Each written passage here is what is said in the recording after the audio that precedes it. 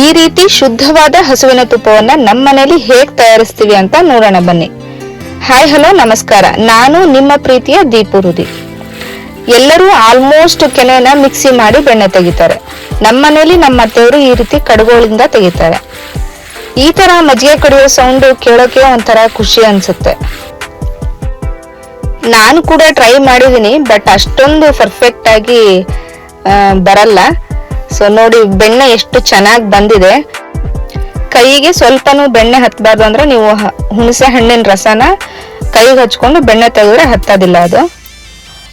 ನೋಡಿ ನೆಕ್ಸ್ಟ್ ಬೆಣ್ಣೆ ತೆಗೆದು ಒಂದು ಪಾತ್ರೆಗೆ ಹಾಕ್ತಾ ಇದ್ದಾರೆ. ಈ ರೀತಿ ಜಾಸ್ತಿ ಬೆಣ್ಣೆ ತೆಗಿಬೇಕು ಅಂದ್ರೆ ಹಾಲನ್ನ ಚೆನ್ನಾಗಿ ಕಾಯಿಸ್ಬೇಕು, ಅಂದ್ರೆ ಸಿಮ್ಮಲ್ಲಿಟ್ಟು ಚೆನ್ನಾಗಿ ಕಾಯಿಸ್ಕೊಬೇಕು. ನೆಕ್ಸ್ಟ್ ಹಾಲು ಪೂರ್ತಿ ತಣ್ಣಗಾದ್ಮೇಲೆ ಫ್ರಿಜ್ ಅಲ್ಲಿ ಇಟ್ರೆ 3 ರಿಂದ 4 ಅವರಲ್ಲಿ ದಪ್ಪ ಕೆನೆ ಬಂದಿರುತ್ತೆ. ಆಮೇಲೆ ಅದನ್ನ ಸ್ಟೋರ್ ಮಾಡಿ ಎತ್ತಿಡ್ಬೇಕು. 8 ರಿಂದ 10 ದಿನಗಳವರೆಗೆ ನೀವು ಸ್ಟೋರ್ ಮಾಡಿ ಇಟ್ಕೊಂಡಿರೋ ಕೆನೆ ತೆಗೆದು ಆಮೇಲೆ ನೀವು ಬೆಣ್ಣೆನ ತಯಾರಿಸ್ಕೊ. ಬೆಣ್ಣೆ ರೆಡಿ ಆದ್ಮೇಲೆ ಒಲೆ ಮೇಲೆ ಕಾಯ್ಸೋಕೆ ಇಡ್ತಾ ಇದೀನಿ. ಬೆಣ್ಣೆ ಕಾಯಿಸುವಾಗ ಯಾವಾಗ್ಲೂ ಸ್ವಲ್ಪ ದೊಡ್ಡ ಪಾತ್ರೆನ ತಗೋಬೇಕು, ಇಲ್ಲಾಂದ್ರೆ ಉಕ್ಕು ಬಂದ್ಬಿಡುತ್ತೆ. ಈ ರೀತಿ ತುಪ್ಪ ಕಾಯಿಸೋಕೆ ಆಲ್ಮೋಸ್ಟ್ ಅರ್ಧ ಗಂಟೆಯಿಂದ 3/4 ಗಂಟೆ ಟೈಮ್ ತಗೊಳುತ್ತೆ. 1 kg ಬೆಣ್ಣೆಗೆ 3/4 kg ತುಪ್ಪ ಬರುತ್ತೆ. ಸೊ ನಮ್ಮ ಮನೆಯವರು ಸ್ವಲ್ಪ ಹೆಲ್ತ್ ಕಾನ್ಶಿಯಸ್ ಆಗಿರೋದ್ರಿಂದ ದೋಸೆ ಪಡ್ಡು ಏನೇ ಮಾಡಿದ್ರು ತುಪ್ಪನೇ ಬಳಸ್ತೀವಿ.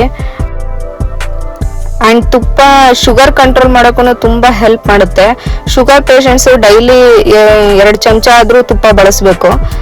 ಇದು ಶುಗರ್ ಲೆವೆಲ್ನ ಹೈ ಆಗೋಕ್ಕೂ ಬಿಡಲ್ಲ, ಮತ್ತೆ ಮಿತವಾಗಿ ಬಳಸೋದ್ರಿಂದ ಫ್ಯಾಟ್ ಸಮಸ್ಯೆನೂ ಬರಲ್ಲ. ಅಂಗಡಿಲಿ ಸಿಗೋ ರೆಡಿ ತುಪ್ಪ ಬಳಸೋದಕ್ಕಿಂತ ಈ ರೀತಿ ಮನೆ ತುಪ್ಪ ಬಳಸಿದ್ರೆ ಯಾವುದೇ ರೀತಿ ಸೈಡ್ ಎಫೆಕ್ಟ್ ಆಗಲ್ಲ.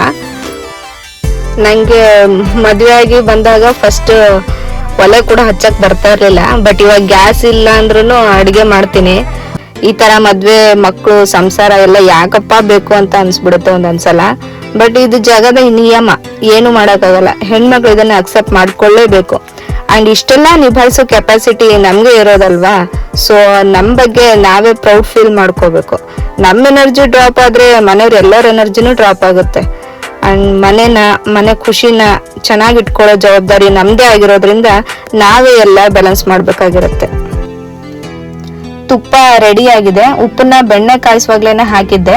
ಇವಾಗ ಸ್ವಲ್ಪ ಬೆಳ್ಳುಳ್ಳಿ ಮತ್ತೆ ಸ್ವಲ್ಪ ಖಾರದ ಪುಡಿ, ಮಜ್ಜಿಗೆಯಲ್ಲಿ ಎದ್ದಿರೋ ಅಂತ ವೀಳ್ಯದೆಲೆನ ಹಾಕೊಂತ ಇದ್ದೀನಿ. ಈ ಪದಾರ್ಥಗಳನ್ನೆಲ್ಲ ಹಾಕಿದ್ಮೇಲೆ ಒಲೆ ಮೇಲೆ ಜಾಸ್ತಿ ಹೊತ್ತಿಟ್ಟು ಕಾಯಿಸ್ಬಾರ್ದು, ಸೀದೋಗ್ಬಿಡುತ್ತೆ.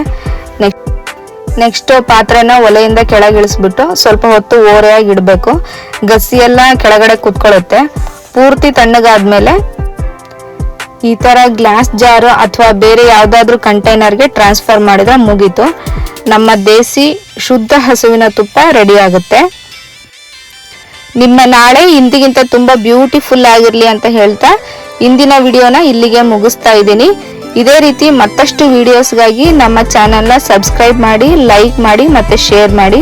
ಬೆಲ್ ಐಕಾನ್ ಪ್ರೆಸ್ ಮಾಡೋದ್ರಿಂದ ನಮ್ಮ ವಿಡಿಯೋ ಅಪ್ಲೋಡ್ ಆದ ತಕ್ಷಣ ನೋಟಿಫಿಕೇಶನ್ ಬರುತ್ತೆ.